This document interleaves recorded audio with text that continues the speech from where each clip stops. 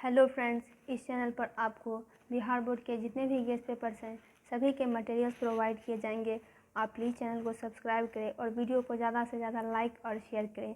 तो आज हम कड़वक का फुल समरी करेंगे, जो कि हिंदी का पोएम का चैप्टर नंबर 1 है। तो ये जो कड़वक है वो मलिक मोहम्मद जायसी के द्वारा लिखा गया है।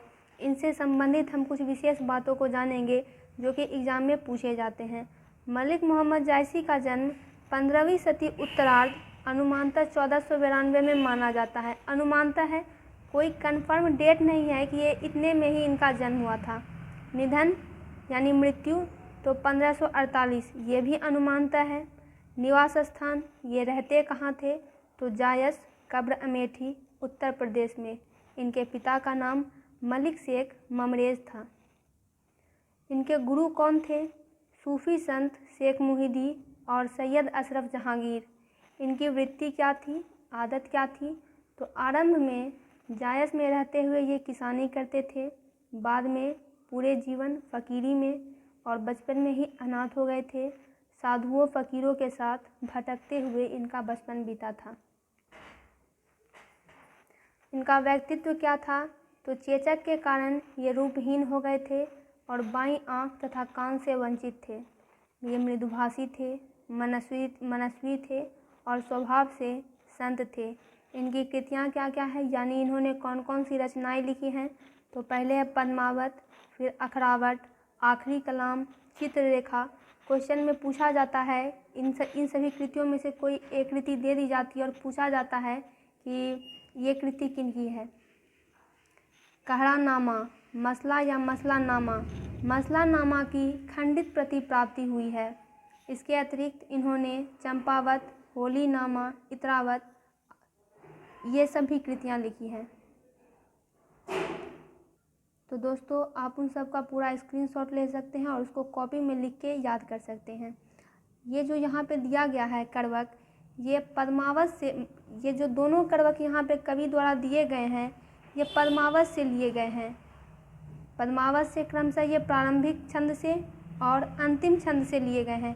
आप चाहें तो इसका स्क्रीनशॉट ले सकते हैं, हम इसका भावार्थ करेंगे। पहला जो कड़वक है उसका भावार्थ यह है कि गुणवान मोहम्मद कवि का एक ही नेत्र था, लेकिन फिर भी उनकी कवि वाणी में वह प्रभाव है कि जिसने भी सुनी वह भी मुग्ध हो गया।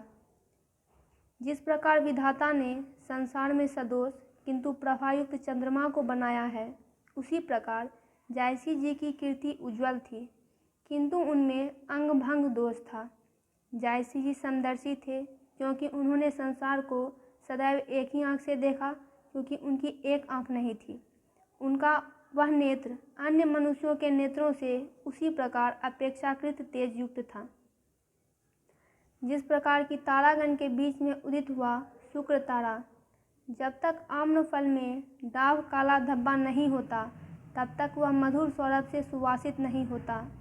समुद्र का पानी खारयुक्त होने के कारण ही वह अगाध और अपार है।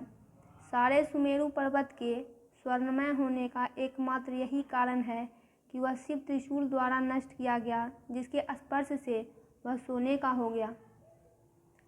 जब तक घड़िया अर्थात सोना गलाने के पात्र में कच्चा सोना गलाया नहीं जाता, तब तक वह स्वर्ण कला से युक्त अर्थात चमकदार नहीं होता। जायसी अपने संबंध में गर्व से लिखते हुए कहते हैं कि वे एक नेत्र के रहते हुए भी दर्पण के समान निर्मल और उज्ज्वल भाव वाले हैं। समस्त रूपवान व्यक्ति उनका पैर पकड़कर अधिक उत्साह से उनके मुख की ओर देखा करते हैं, यानी उन्हें नमन करते हैं।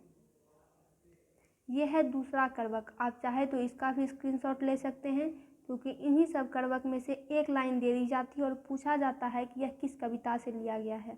अब हम इसका भावार्थ करेंगे। भावार्थ है, इस कड़वक में मलिक मोहम्मद जायसी कहते हैं कि मैंने इस कथा को जोड़कर सुनाया है और जिसने भी इसे सुना उसे प्रेम की पीड़ा प्राप्त हो गई।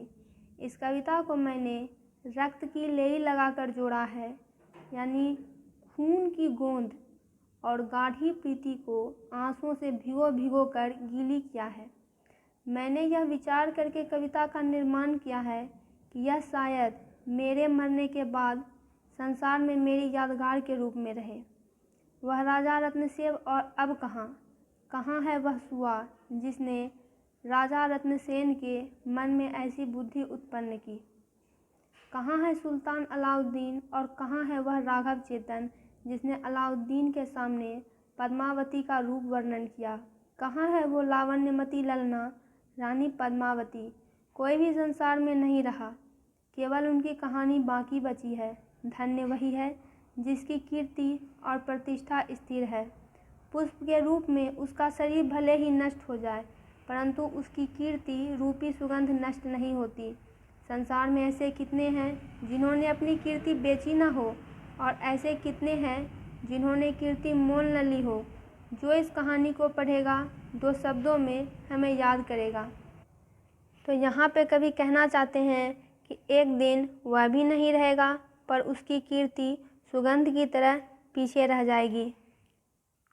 तो दोस्तों, कवि का यह